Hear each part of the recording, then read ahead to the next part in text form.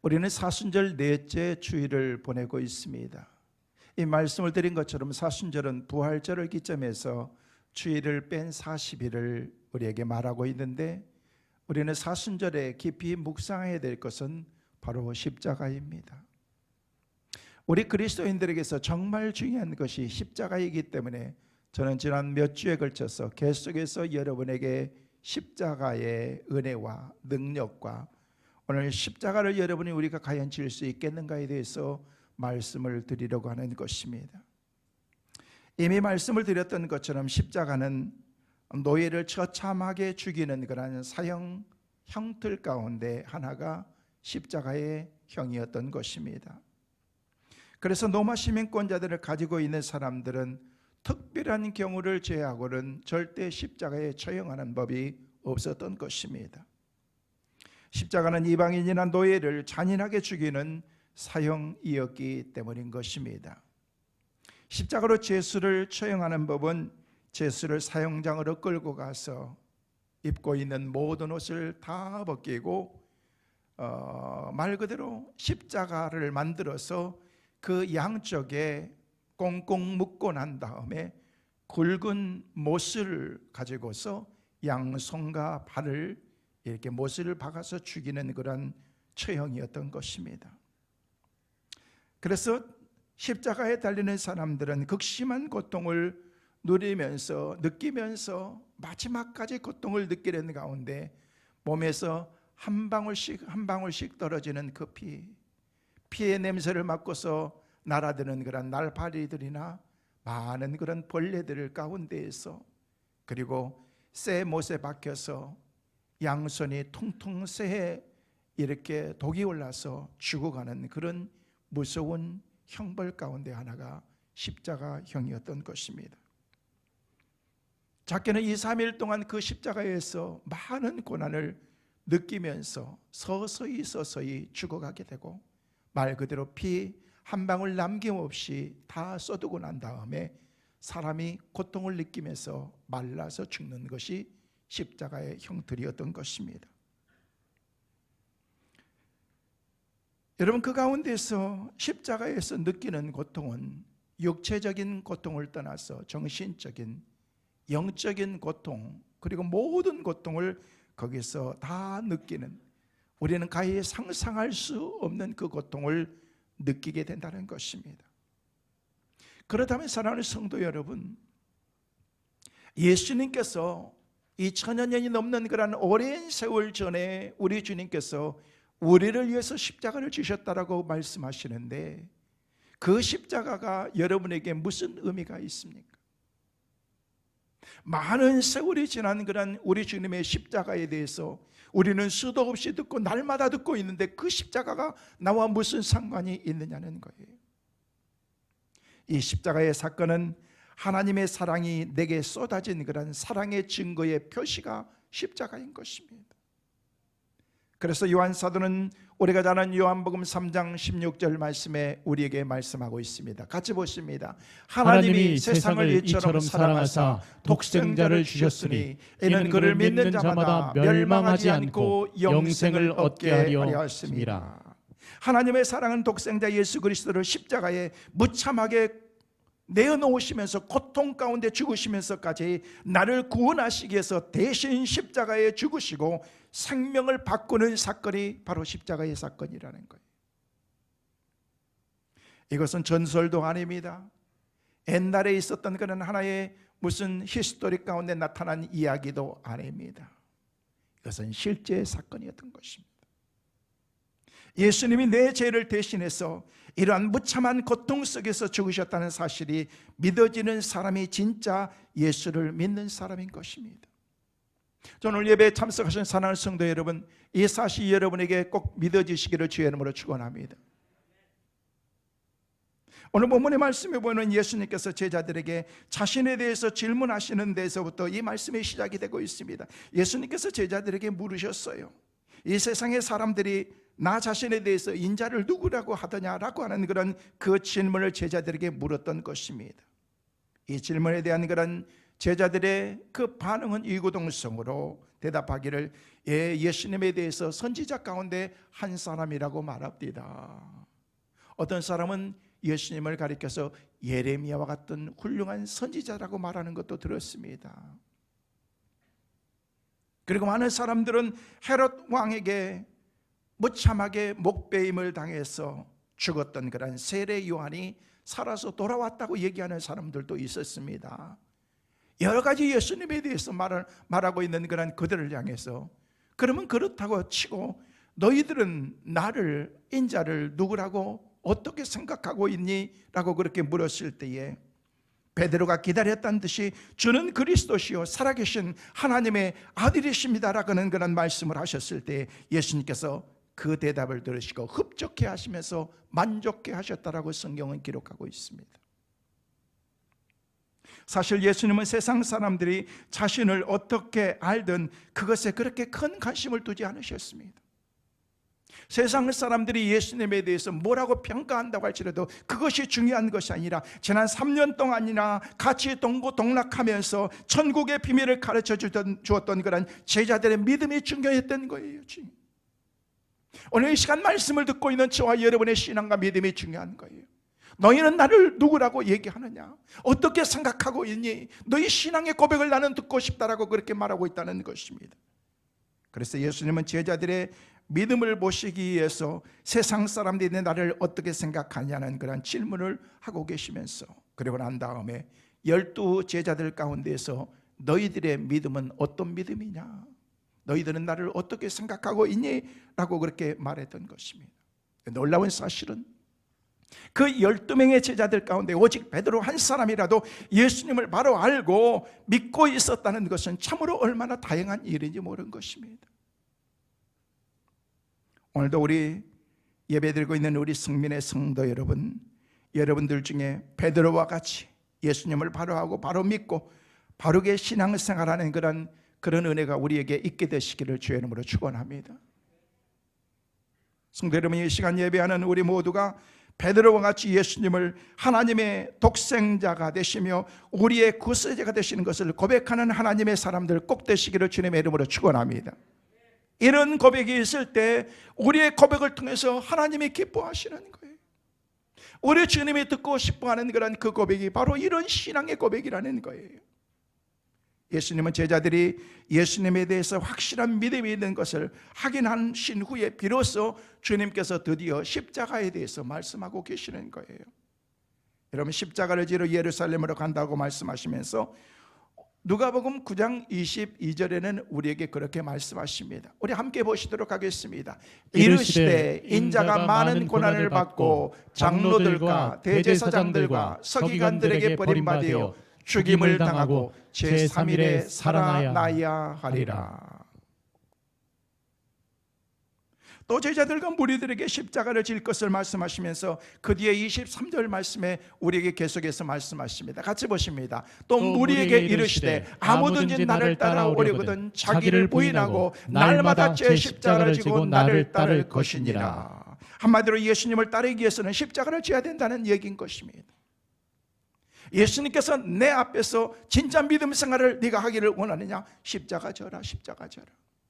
사랑하는 성도 여러분, 십자가를 진다는 것은 무엇을 의미합니까? 십자가는 고통입니다. 우리가 예수를 구주로 믿고 신앙생활할 때 여러분 적지 않은 그런 고통과 많은 대가를 지불해야 될 그런 그 숙제가 우리에게 주어졌습니다. 우리가 보통 생각하는 것처럼 제가 늘 말씀을 드린 것처럼 예수 믿는 것이 그렇게 호락호락하지 않습니다. 그렇게 쉬운 것 아닙니다. 천국이 아무에게나 모든 사람들에게 그냥 주어진 것 아닌 것입니다. 십자가의 길을 가는 사람들에게 믿음을 통해서 예수 그리스도를 구주로 고백하는 그런 많은 사람들에게 신앙생활할 때 많은 고통과 환난이 있지만 그 고난과 환난을 통해서 예수 안에서 승리하는 사람에게 주어지는 것이 하나님의 나라인 것입니다. 오늘 예배한 여러분 모두에게 하나님의 나라가 선물로 꼭 주어져서 이 땅에서뿐만 아니라 여기서뿐만 아니라 저 하나님의 나라에서도 영원히 함께하는 그 은혜가 있게 되시기를 주의 이름으로 축원합니다. 그 고통의 십자가는 여러분 피한다고 되는 것이 아니라는 것입니다. 나를 따르기 위해서는 그 십자가를 지라고 말씀하시면서 그 고통이 적잖게 많은 것을 우리에게 성경을 통해서 보여주고 있다는 것입니다. 십자가는 져야 되는 것입니다. 우리가 예수를 믿고 영생의 하나님 나라를 향해서 갈 때에 환난과 고통은 어떤 의미로서 이것은 필수 과목 가운데 하나인 것입니다. 이스라엘 백성들이 애굽을 떠나서 하나님이 약속하신 그 땅까지 가는 과정은요, 광야입니다. 고난인 것입니다. 이기지 못했던 그런 많은 사건들이 있지만 그 광야와 고난을 통해서 마침내 하나님의 약속의 땅에 들어가는 것처럼 우리의 신앙이 이 땅에 태어나서 마지막 주님 앞에 가는 그 시간까지의 그것이 신앙과 믿음 안에서 가는 우리의 여정이라는 것입니다. 쉽게 생각하지 말라는 거예요. 여러분, 가을에 풍성한 수확을 거두기까지 얼마나 많은 고통을 농부들은 하고 있는 줄 아십니까? 한여름에 떼약볕에서 가꾸고 수고하는 그런 그 땀이 없이는 가을에 추수할 수가 없습니다. 모진 태풍도 겪어야 됩니다. 비바람도 견뎌야 됩니다. 세상 사람들은 고통보다도 안전을 더 좋아합니다. 편안한 것이 좋은 거죠. 인간이기 때문에 그렇습니다. 불안보다는 평안을 원합니다. 가시보다는 화려한 것을 좋아합니다. 십자가보다는 면류관을 우리가 더 좋아합니다. 왜? 당연한 거죠. 인간이기 때문에. 이왕이면 고난도 없이 고통도 없이 십자가의 길이 아닌 그런 화려한 카펫만 받고 우리가 주님 앞에 갈 수 있다면 얼마나 좋겠습니까? 그러나 성경 어느 곳을 봐도 주님께 나가는 길은 화려한 카펫의 길이 아니다라고 그렇게 말하고 있습니다. 십자가의 길, 믿음의 길은 그 고난을 통해서 우리가 주님께 나갈 수 있는 귀한 길이기 때문에 그렇습니다. 오늘 말씀 중에 예수님께서 하신 말씀에서 십자가를 진다는 것은 구체적으로 무엇을 의미하는 것인가? 저는 세 가지를 여러분에게 말씀을 드립니다. 첫째로 십자가를 진다는 것은 나 자신을 부인하는 것을 말하는 것입니다. 오늘 보면 24절 말씀 다시 한번 또박또박 옆 사람과 함께 맞춰서 같이 읽겠습니다. 예수께서 제자들에게 이르시되 누구든지 나를 따라오려거든 자기를 부인하고 자기 십자가를 지고 나를 따를 것이니라. 여기 말씀 보니까 누구든지, 어떤 사람들 막론하고 누구든지 나를 따라오려거든 자기를 부인하라는 것입니다. 그리고 여러분만이 져야 될 그 십자가를 지고 주님 앞에 주님을 따르라고 그렇게 말씀하고 있는 것입니다. 누구든지 나를 따라오려거든 자기를 부인해야 된다는 거예요. 자기를 부인한다는 것은 자기 자신의 존재를 인정하지 않는다는 것입니다. 나는 죽고 내 안에 예수만 살아야 될 것을 우리에게 말씀하고 있는 것입니다. 우리가 잘 아는 갈라디아서 2장 20절 말씀 같이 한번 여러분과 같이 보시겠습니다. 같이 보십니다. 내가 그리스도와 함께 십자가에 못 박혔나니 그런즉 이제는 내가 사는 것이 아니요 오직 내 안에 그리스도께서 사시는 것이라. 이제 내가 육체 가운데 사는 것은 나를 사랑하사 나를 위하여 자기 자신을 버리신 하나님의 아들을 믿는 믿음 안에 사는 것이라. 여러분, 맥스 투게이도라고 하는 그런 그 사람이 지었던 책 가운데 하나님의 가장 완벽한 선물 그레이스, 은혜라는 그런 책이 있습니다. 이 책은 실제 있었던 그런 그 내용을 바탕으로 해서 만들어낸 그런 그 책인데, 그 책의 내용 가운데 일부를 여러분들에게 잠깐 영상을 통해서 한번 보면서 말씀을 나누기를 원합니다.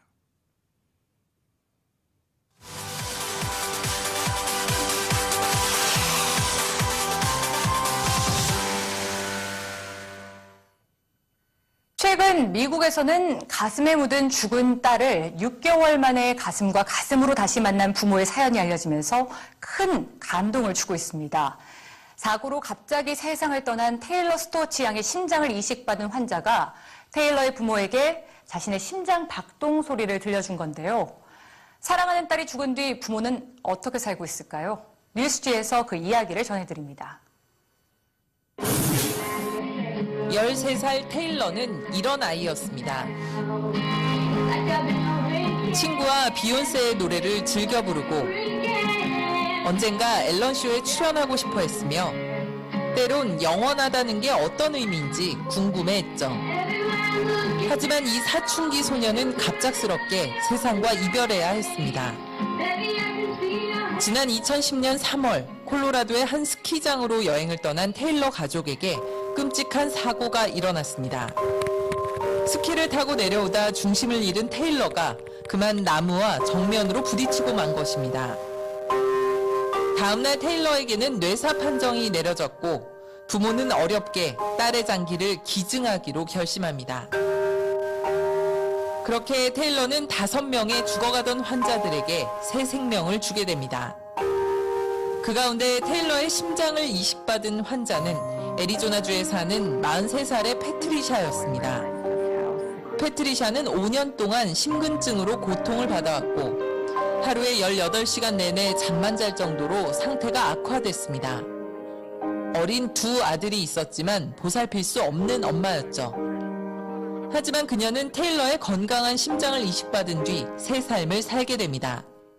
그 후 패트리샤는 온라인을 통해 테일러에 대해 알게 되었고 테일러의 부모를 만나기로 결심합니다. 평소에 테일러와 함께 침대에 누워 꼭 안아주곤 했던 엄마 타라는 익숙한 딸의 심장 소리가 듣고 싶었습니다.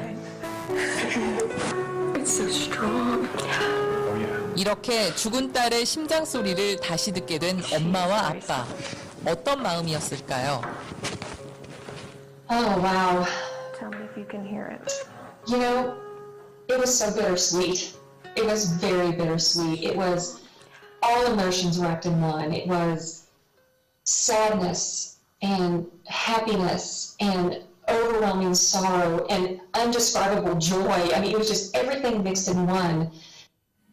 그 후 테일러의 가족 앞엔 2가지 선택이 놓여졌습니다. 슬픔에 잠겨 아무 일도 하지 않거나 슬픔 속에서라도 희망을 찾으려는 것 말이죠. 테일러 가족은 후자를 택했습니다. 장기 기증을 독려하기 위한 비영리 단체인 테일러의 선물을 만들고 사람들이 꺼려하는 장기 기증에 대한 이야기를 꺼내놓기 시작한 건데요. 재단의 수익금 전액은 사람들에게 장기 기증의 중요성을 알리는 데 쓰이고 있습니다. 여러분 영상을 통해서 보았던 것처럼 패트리샤는 테일러의 심장을 부여받고 새로운 그런 인생의 삶을 그가 살게 됩니다. 테일러의 엄마 타라는 바라는 것이 하나뿐이었던 것입니다. 이미 세상을 떠났지만 6개월 전에 세상을 떠난 사랑하는 딸의 심장을 아직도 계속해서 느끼고 있었던 것입니다. 내 사랑하는 딸의 몸이 아닌 다른 여인의 패트리샤라고 하는 그런 그 여인을 통해서 사랑하는 그 딸의 심장을 느낄 수가 있었던 것입니다. 이 심장은 누구의 것입니까? 사랑하는 딸의 것이었습니다. 비록 다른 사람의 몸에 있지만은 그것은 분명 딸의 심장이었던 것입니다. 이와 마찬가지로 하나님이 나의 심장 박동을 들으실 때도 하나님께서는 아들 예수 그리스도가 살아서 숨 쉬는 그런 심장의 박동 소리를 듣고 계시는 거예요. 그래서 바울은 얘기하기를 갈라디아서 2장 20절 말씀에 내가 그리스도와 함께 십자가에 못 박혔나니 내가 죽었으니 라고 그렇게 얘기하면서 그래서 이제는 내가 사는 것이 아니고 내 안에 예수 그리스도의 심장이 살아있다라고 그렇게 고백하고 있는 거예요. 바울은 고백합니다. 스데반을 돌로 죽이고 기독교인을 박해하던 바울은 이미 그때 죽었습니다. 십자가에서 예수 그리스도와 함께 죽은 것입니다. 그리고 자신의 몸에서 살아계시는 하나님의 존재를 이미 느꼈던 것입니다. 더 이상 자신이 사는 것이 아니라 내 안에 거하시는 예수 그리스도께서 사시는 것을 날마다 고백하고 있는 것입니다. 바울의 중심에 자신은 사라졌고 예수님으로만 가득했던 것입니다. 예수님의 심장 소리를 날마다 들으면서 살고 있는 것입니다. 우리 예수님께서 나를 이해하신다, 나를 지켜주신다, 나를 인도하신다는 말을 믿고 날마다 살아가는 그런 지금까지 수도 없이 알고 있었던 그런 하나님의 말씀이 절절히 느껴지는 그런 예수님의 심장의 소리, 내 안에 뛰고 있는 그런 그 심장의 소리를 통해서 예수님이 느껴졌던 것입니다. 예수님의 마음이 느껴졌던 것입니다. 하나님의 마음이 느껴졌던 것입니다. 우리는 예수님이 나를 이해하신다라고 얘기하고 하나님께서 나를 지켜주신다라고 말하고 있는데, 예수님이 나의 옆에서 뒤에서 함께 하신다는 것을 우리가 믿고 살아가고 있는데, 하지만 그리스도가 내 안에 계신다는 것을 때로는 상상도 하지 못하면서 우리가 살아갈 때가 많이 있습니다. 성경 지식이 부족해서가 아닙니다. 하나님의 말씀을 그 사실에 대해서 한 번도 들어보지 못해서가 아닌 것입니다. 그리스도가 내 안에 계신다는 그런 그 말의 고백은요, 바울은 바울서시를 통해서 여러분 216번이나 내 안에 그리스도께서 사신 것이다, 나의 나된 것은 하나님의 은혜다라고 얘기하면서 수도 없이 200번이나 넘는 그런 그 고백이, 오직 내가 사는 것은, 내 안에 심장이 뛰는 것은 그리스도다라고 그렇게 고백했다는 거예요. 요한 사도도 26번이나 자기의 삶 가운데에서 내 안에 그리스도께서 사신 것이다 라고 그렇게 고백했던 것입니다. 여러분, 그리스도는 우리를 사랑하실 뿐만 아니라 우리가 하나가 되고 싶어 하시는 것입니다. 여러분 안에 살아계신 주님과 함께하는 은혜가 있게 되시기를 주의 이름으로 축원합니다. 그러므로 이제부터는 우리의 인생이 예수 중심으로 인생으로 바뀌어져야 되고, 예수 중심의 삶으로, 생활로 바뀌어야 될 줄 믿습니다. 이제까지는 내가 살아온 모든 인생은 모두 십자가에 다 못 박아버리고 내 안에 그리스도가 임재해서 나를 주관하시고 나를 인도하신 대로 살아가는 온전한 그런 믿음의 성도들 다 되시기를 주님의 이름으로 축원합니다. 근데 사실 여러분은 어떻습니까? 자신을 부인하고 예수를 증거해야 되는데, 반대로 예수를 부인하고 내 안에 나만 살아있는 것은 아닌지, 내가 죽고 예수가 살아야 되는데 내가 살아있을 때는 예수님이 근심하고 성령님이 탄식하시는 거예요. 우리는 사순절을 보내면서 십자가를 깊이 묵상하면서 우리가 생각해야 될 것은 내가 죽어야 된다는 거예요. 내가 죽어야 된다는 거예요. 한도 없이 끝도 없이 계속해서 내가 그리스도 안에서 내가 죽어야 되는 거예요. 성질도 죽어야 되고, 습성도 죽어야 되고, 잘못된 그런 우리의 신앙관들도 다 죽어야 되는 것입니다. 여러분, 주님의 제자가 되기 위해서는요, 철저히 자기를 부인해야 됩니다. 예수님 시대의 이스라엘 사람들에게 오늘 우리와 같이 어떤 그런 프라이버시를 가진 그런 자유로운 개인의 개념이 그 당시에는 없었습니다. 개인은 언제나 가족을 비롯해서 공동체의 일원으로서 그 당시에는 이해됐던 것입니다. 가족이나 공동체를 떠나서는 그래서 아무것도 할 수 없었던 시대가 바로 예수님 시대였기 때문에 자기를 부인한다고 하는 말은요, 가족이나 공동체와 관련된 모든 것들을 다 단절한다라는 그런, 끊는다라는 그런 의미가 거기에 포함되어 있는 것입니다. 그래서 누가복음 14장 26절 말씀에 예수님께서는 당신의 제자가 되기 위해서는 어떻게 해야 될 것인지 우리에게 말씀하고 있습니다. 같이 보십니다. 자기 부모와 처자와 형제와 자매와 및 자기 목숨까지 미워해야 된다라고 그렇게 말씀하고 있는 거예요. 이것은 가족 간의 관계나 공동체의 관계가 하나님 관계보다도 앞설 수 없다는 것을 얘기하는 거지, 이것을 완전히 끊고 인연을 끊고 살라는 그 얘기는 아닌 것입니다. 너희는 먼저 그 나라를 구하라고 말씀하십니다. 자기 자신이나 가족이나 주변 사람들과의 관계 때문에 하나님의 관계가 뒷전되어서 밀려나서는 안 된다는 것을 말해주고 있는 것입니다. 자기를 부인하는 것은 자기 편리나 자기 이익이나 명예나 인기나 권세 등을 구하는 그 자아를, 내 삶의 중심을 이제는 하나님의 의나 하나님의 자비나 사랑이나 평화를 구하는 자아로 바꾸라는 그런 말씀인 것입니다. 그때 바로 이게 십자가를 지는 것이다라고 말하는 거예요. 이게 바로 십자가를 지는 거예요. 사랑하는 성도 여러분, 저는 여러분들이 자신은 부인하고 예수 그리스도의 십자가를 지고 내 안에 지금도 살아계신 나와 함께 하시는 그 십자가의 그 은혜, 예수님의 심장의 그 은혜를 날마다 누리면서 주님이 들려주시는 그 음성 듣고 살아가는 우리 모두가 되시기를 주님의 이름으로 축원합니다. 두 번째로 십자가를 진다는 것은 예수를 위해서 목숨을 버리는 것을 말하고 있습니다. 내가 주님을 위해서는 죽으면 죽으리라고 하는 그런 신앙의 고백을 많이 하고 있는데, 정작 우리가 주님을 위해서 죽자 그러면은요, 쉽게 우리가 그것까지는 덤비지 못합니다. 죽음은 무섭기 때문에 그렇습니다. 오늘 보면 25절 26절 말씀 다시 한번 보실까요? 같이 보십니다. 누구든지 제 목숨을 구원하고자 하면 잃을 것이요 누구든지 나를 위하여 제 목숨을 잃으면 찾으리라. 사람이 만일 온 천하를 얻고도 제 목숨을 잃으면 무엇이 유익하리요? 사람이 무엇을 주고 제 목숨과 바꾸겠느냐? 주님은 우리에게 각자 자기 십자가를 지라고 말씀하셨어요. 제가 질 십자가가 있고 우리 장로님들이 져야 될 십자가가 있고 또 우리 권사님들이 져야 될 십자가가 있습니다. 우리 주님께서는 모든 사람들에게 나름 십자가를, 어떤 사람에게는 감당할 그 십자가이기 때문에 무거운 십자가를 주기도 하고, 어떤 사람에게는요 복이 없기 때문에 간편하고 작은 십자가를 줘서 그거라도 지게 만드는 우리 주님의 모습을 말씀을 통해서 우리가 볼 수가 있습니다. 근데 십자가는 말 자체가, 십자가 자체가 우리의 삶을, 마음을 무겁게 하는 것이기 때문에 크고 작은 것이 문제가 아닙니다.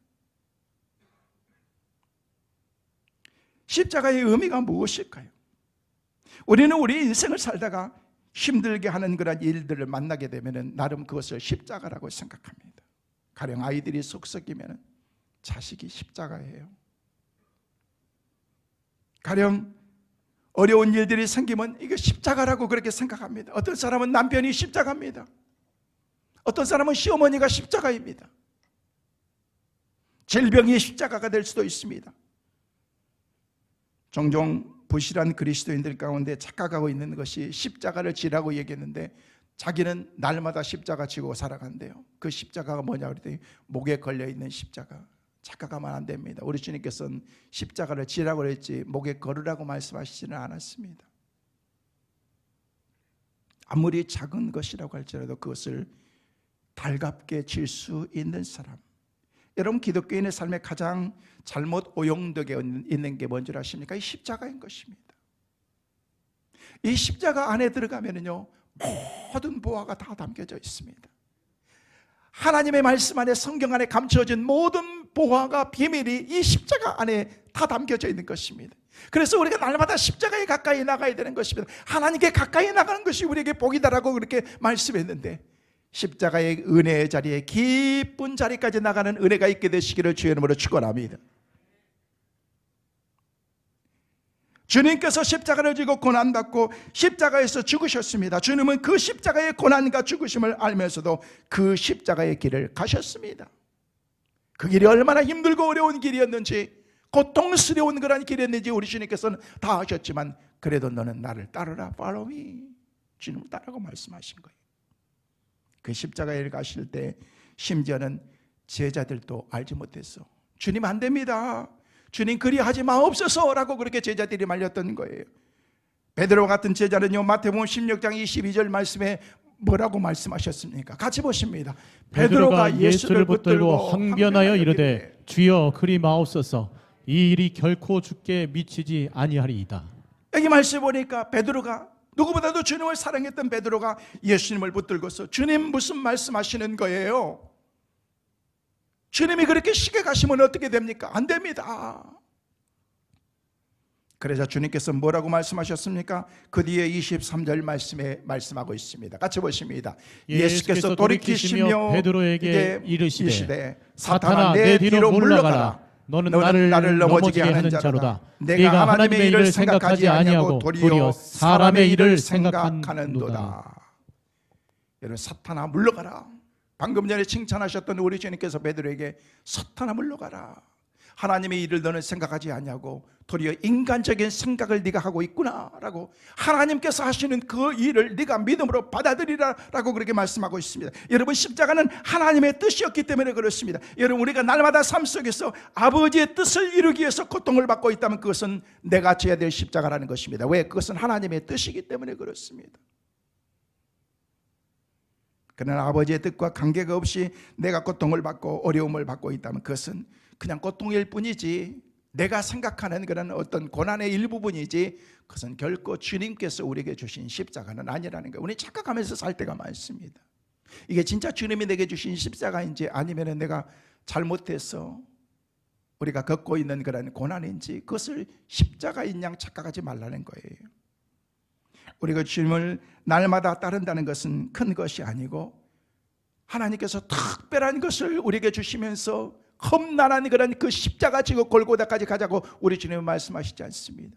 매일의 삶을 통해서 작은 것이지만 주님께서 기뻐하는 삶을 살면서 살아가는 것, 이게 바로 십자가를 지는 것입니다. 작은 일상 속에서 하나님의 뜻대로 순종하면서 살아가는 것입니다. 그것이 바로 십자가를 지고 주님을 쫓는 것입니다.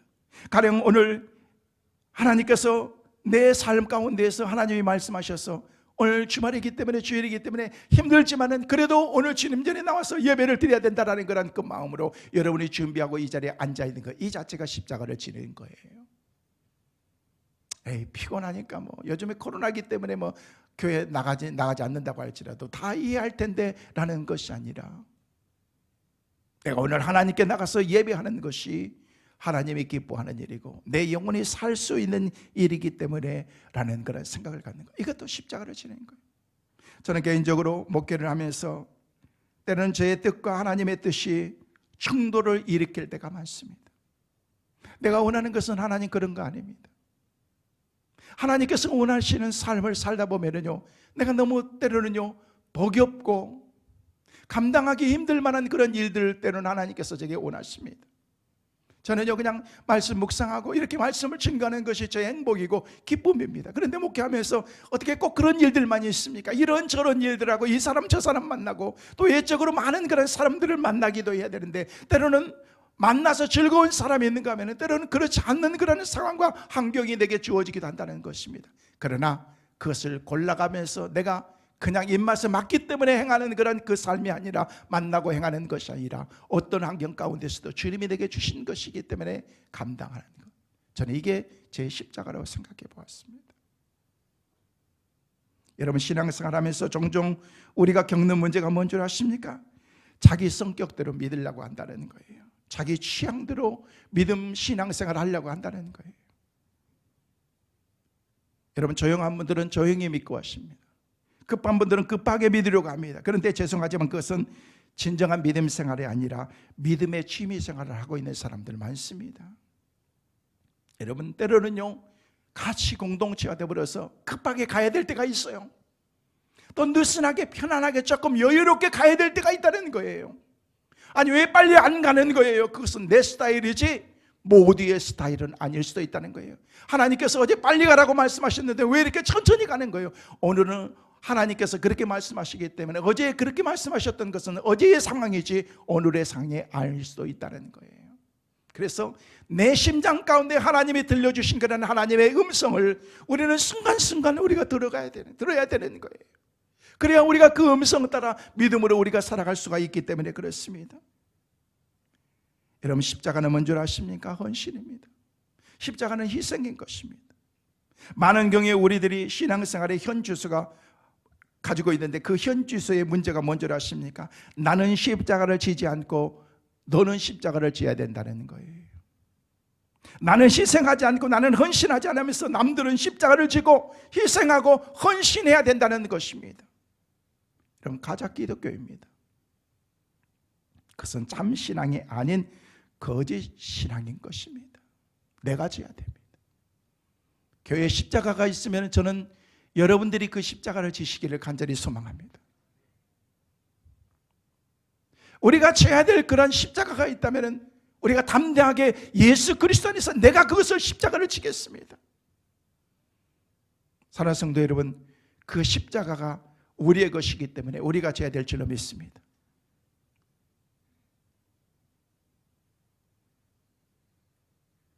여러분 먼저 여러분의 삶 속에서 하나님의 뜻을 따라서 우리가 순종의 길을 갈 때 때는 가정의 문제, 아이들의 문제가 아니라 여러분 그 모든 문제는요 십자가의 그 문제는 바로 나의 문제인 것입니다. 자녀들에게 모든 문제를 돌리려고 하지 마세요. 남편에게 떠맡기려고 하지 마세요. 그것은 내 문제인 것입니다. 십자가 없는 신앙생활을 하면은요 주님이 역사하시지 않는 가정이 됩니다. 십자가 없는 어른들의 교회 생활은 결국 아이들의 신앙을 왜곡되게 만들고 바른 신앙을 절대 갖지 못하게 만듭니다. 여러분들이 자녀들에게 신앙교육 안 시켜도 괜찮아요. 여러분만 바로 신앙생활하면 자녀들은 그냥 다 따라오게 되어 있습니다. 내가 신앙에 몸을 보이면서 진짜 우리 엄마 아빠는 십자가를 따라가는구나, 우리 엄마 아빠의 심장에는 주님의 심장이 있구나 라는 것을 우리가 느껴야 되는 거예요. 그때마다 그냥 쉽게 거짓말로 둘러치기로 넘기고 자녀들이 모를 것 같아요. 다 압니다. 예수 믿는 것은 하나님의 사람으로 십자가가 내 안에 있는 것은, 그 중요한 것은 십자가를 날마다 지면서 십자가에서 들리는 것은 하나님의 음성을 날마다 들어야 된다는 거예요. 오늘도 그 십자가를 져야 됩니다. 내일도 져야 됩니다. 매일매일 같이 그 십자가를 지고 살아가야 되는 것입니다. 그런 은혜가 우리 모두에게 있게 되시기를 주의 이름으로 축원합니다. 마지막으로 그 십자가를 우리는 어떤 마음으로 져야 될까요? 첫째는요, 교회가 어려울 때일수록 십자가를 지을 수 있어야 됩니다. 우리 신고 목사님이 한번 그런 얘기를 하시더라고. 코로나 때문에 참 많이 힘들었는데 조그만한 그런 그 문제가 있었는데, 그 문제가 있으니까요, 조용하던 성도들이 마치 막 볼 때처럼 달라들면서 그냥 그런 행동의 모습을 보면서 목회에 대한 그런 많은 회의를 느꼈다라는 그런 얘기를 하는 것을 들었습니다. 정작 꼭 그 교회뿐이겠습니까? 우리는 안 그렇습니까? 여러분, 편안하고 원활하고 넉넉하고 그럴 때는요, 누구든 다 잘할 수가 있는 거예요. 그러나 정말 힘들고 어려운 가운데 있을 때, 환란의 바람이 불어오고 교회가 어려운 그런 문제에 봉착했을 때, 그때도 함께 할 수 있는 사람, 이 사람이 바로 십자가를 지는 사람인 것입니다. 그래서 고린도전서 4장 20절 말씀에는 우리에게 말씀하십니다. 같이 보십니다. 하나님의 나라는 말에 있지 아니하고 오직 능력에 있습니다. 할렐루야. 우리 말에 있는 거 아니에요. 오직 하나님의 능력 안에 그 하나님의 나라가 있다는 것입니다. 하나님의 교회가 어려울 때일수록 사명을 감당하지 못하면 그 사명은 다른 사람에게 주어지는 거예요. 여러분에게 주신 그런 사명이 있는데 그 사명을 감당하지 않으면 이 사명은 다른 사람에게 간다는 것입니다. 마태복음 25장에 보면 달란트 비유를 통해서 악하고 게으른 종은 책망받을 일뿐만 아니라 있는 것도 빼앗겨서 어두운 데서 내쫓겨서 슬피 울며 이를 갈미 있을 것이라고 성경은 우리에게 말하고 있는 것입니다. 사명을 감당하지 못했기 때문에 그렇습니다. 이스라엘 나라의 초대 왕이었던 사울이 사명을 감당하지 못할 때 하나님은 그 사명을 빼앗아서 베들레헴 들에서 양을 치고 있는 목동에게, 다윗에게 그 사명을 맡기신 것입니다. 엘리 제사장이 사명을 감당하지 못할 때 하나님께서는 어린 사무엘을 키워서 준비하면서 그 사명을 사무엘에게 맡기신 것을 볼 수가 있습니다.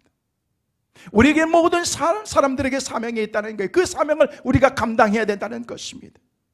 사랑하는 성도 여러분, 힘들고 어려울 때일수록 사명 감당하는 우리 모두가 되시기를 주의 이름으로 축원합니다. 두 번째는 자신의 생활이 힘들 때도 십자가를 질 수가 있어야 되는 것입니다. 우리가 편안할 때, 질만할 때만 지는 것이 아니라 내 삶이 설령 힘들고 어려운 고난의 가정에 그 가정을 통과하고 있다고 할지라도 그때도 우리가 십자가를 지어야 된다는 것입니다. 누가복음 12장 20절 21절 말씀 같이 한번 보시겠습니다. 같이 보십니다. 하나님은 이르시되 어리석은 자여 오늘 밤에 내 영혼을 도로 찾으리니 그러면 내 준비한 것이 누구의 것이 되겠느냐 하셨으니 자기를 위하여 재물을 쌓아두고 하나님께 대하여 부여하지 못한 자가 이와 같으니라. 엘리야를 공개한 사렙 갑옷, 물질이 풍부해서 엘리야를 공개한 것 아니었습니다. 예루살렘 성전에서 2 렙돈을 드렸던 그런 그 여인이 주님께 칭찬받았던 그런 것은요, 그 삶의 넉넉한 것 가운데서 드리는 것이 아니라 자기가 가지고 있는 생활비 전체를 2 렙돈, 지극히 작은 것이지만 그것을 하나님께 드렸을 때에 우리 주님께서 그를 칭찬하신 것을 볼 수가 있습니다. 힘들고 어려울 때 그때 지는 것이 진짜 십자가인 것입니다. 베다니 마을에 마리아가 예수님께 향유를 부은 것도 많아서 드린 것이 아니었습니다. 베세다 들녘에서 한 손이 보리떡 5개와 물고기 2마리를 예수님께 드렸던 것은 자기가 먹어야 될 생명과도 같은 그런 한 끼의 양식, 마지막 양식이지만 주님께 드렸을 때, 주님의 축사하실 때 5,000배의 놀라운 기적의 역사가 일어났다는 것입니다. 저는 여러분에게 이런 축복의 은혜가 임하시기를 간절히 소망합니다. 하나님께 드리는 것은 작은 것이었는데 하나님이 내 삶을 이렇게 놀라운 축복으로 주님께서 인도하셨다는 거예요. 여러분, 많아서 드리는 것이 아니라, 할 수 있어서 헌신하는 것이 아니라, 힘들고 어렵지만 그 가운데서도 주님께서 주신 그런 은혜 가운데 그것을 감당할 때 이게 십자가를 지는 것이라고 말하고 있습니다. 마지막으로 끝까지 자기의 자리를 지키는 사람이 십자가를 지는 것입니다. 그 자리는 바로 여러분이 앉아있는 그 자리인 것입니다. 따라하겠습니다. 내 자리는 내가 앉아있는 이 자리다. 믿으시면 크게 아멘. 하나님께서 우리 각자를 자기의 자리로 부르셨습니다. 소속감을 가지세요. 나는 아무리 힘들고 어렵다고 할지라도 우리 교회는 하나님이 세워주신 우리 성민교회가 내 자리다라는 그런 그 생각을 가지는 거예요. 소속감을 갖는 거예요.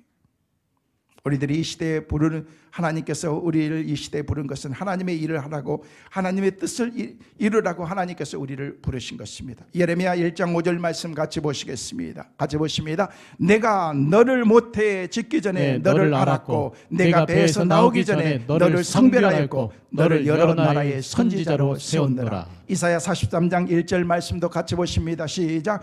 야곱아, 너를 창조하신 여호와께서 지금 말씀하시느니라. 이스라엘아, 너를 지으신 이가 말씀하시느니라. 너는 두려워하지 말라. 내가 너를 구속하였고 내가 너를 지명하여 불렀나니 너는 내 것이라. 할렐루야. 저와 여러분 주님의 것인 것을 믿으시길 바랍니다.